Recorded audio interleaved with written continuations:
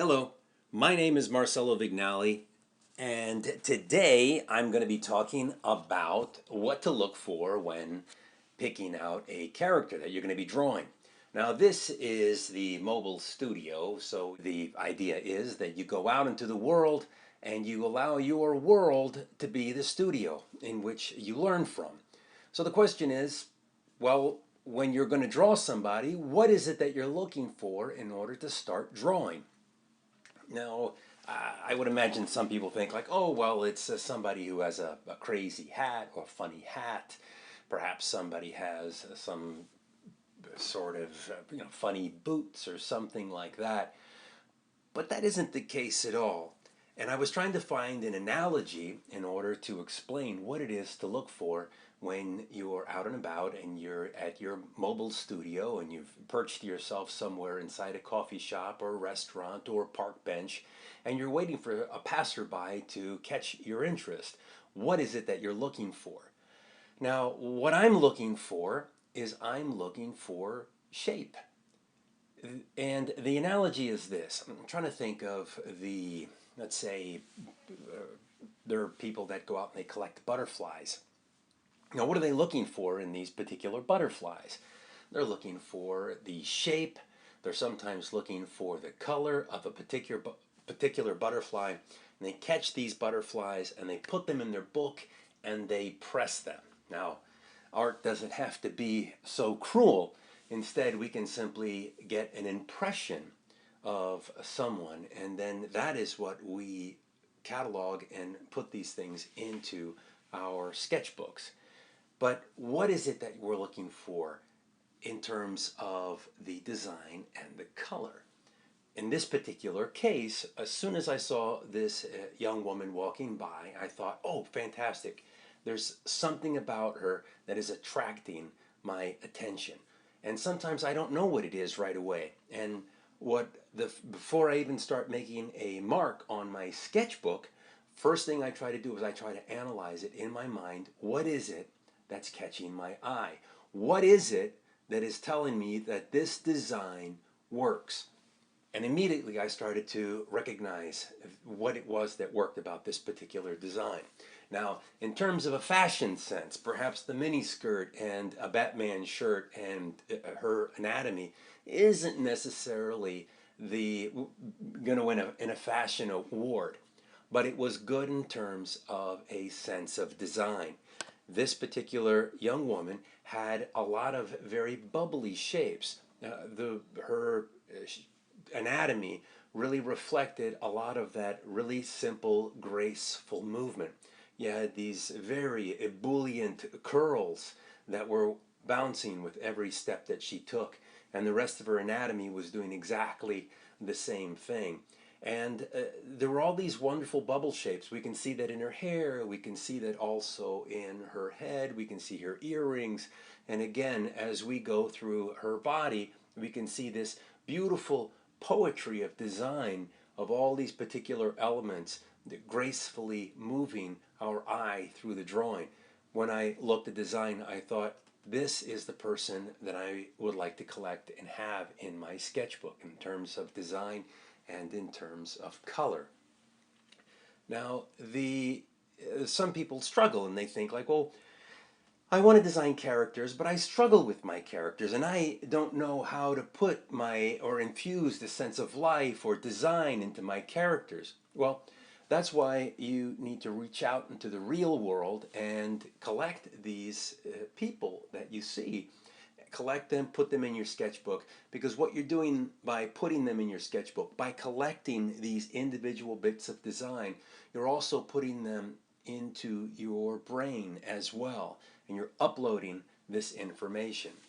I usually tell my students that you cannot download information that you never uploaded. So if you're having trouble with your character designs and you would like to make your character designs stronger, what you need to do is that you need to create a bigger catalog or a bigger reservoir inside your mind from which to draw from.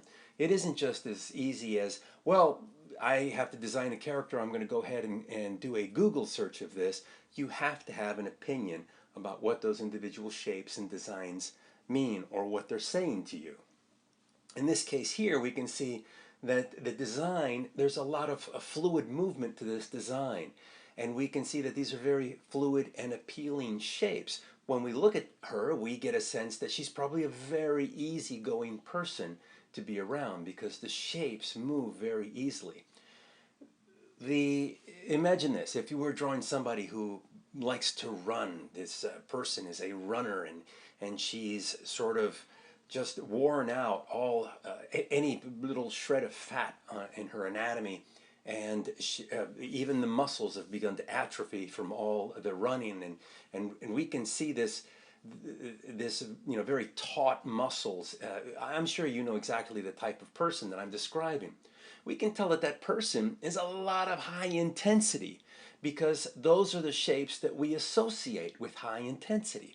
Versus this person, we get the sense she's come what may, very easygoing. And those are the things that when you're going to draw a character, when you're being asked to design a character for a particular show, it could be a cartoon, for television, it could be one for film, it could even be for a storybook. You're designing characters for a book, a children's book that you're working on.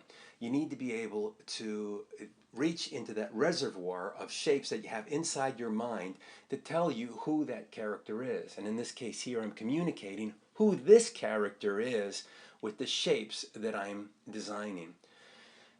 I also tell my students that you cannot output information if you've never input that information. Going out, drawing from life, and filling those reservoirs and filling your catalog is what's going to make you a better designer. You're going to be able to have this tremendous catalog and knowledge of shape and understanding, and know not only how to draw a particular shape, but what that shape means. In this case, you can see exactly what it means simply by virtue of my explaining it to you here. The characters that you end up drawing have to be a representation of who it is that they are. A lot of times people think, oh, I have to design a character, I'm going to design a really cool character. That doesn't necessarily work that way. What you need to do is you need to understand enough about design that you can put character into, or visual character language into a character that is already described. In some cases you have a script and you're working from a script and you're reading this, or in a children's book there's the stories already worked out, and you have a design in terms of the concept of it. Then you have to go through that process of developing a visual design that is going to represent what already exists, and you're going to have to know how to communicate that, and you communicate that by virtue of all the drawings that you've ever done in your life. Some people say, oh, how long did it take you to do that drawing? And they assume that simply because it took you 20 minutes to do a drawing, that it only has a value of a 20-minute sketch. All of these drawings take more than 20 minutes. It takes a lifetime. And I'm pouring everything that I know and I understand about the world and about personality, and infuse my characters with it. You can see here I'm touching it up with some highlights with a gel pen, also with a Prismacolor pencil. I'm going back in and hitting it with a few shadow shapes. And you can see I pause, I take a look, I start to figure out where I want to go with something, where I need the drawing to pop a little bit more in order to turn an edge, in order to make this character come to life and read in the same way and give me the same impact that I had when I first saw the character walking by. Well, thank you for watching. Don't forget to subscribe to my YouTube channel. You can also follow me on my blogspot, tweet, Tumblr, Facebook, and Instagram.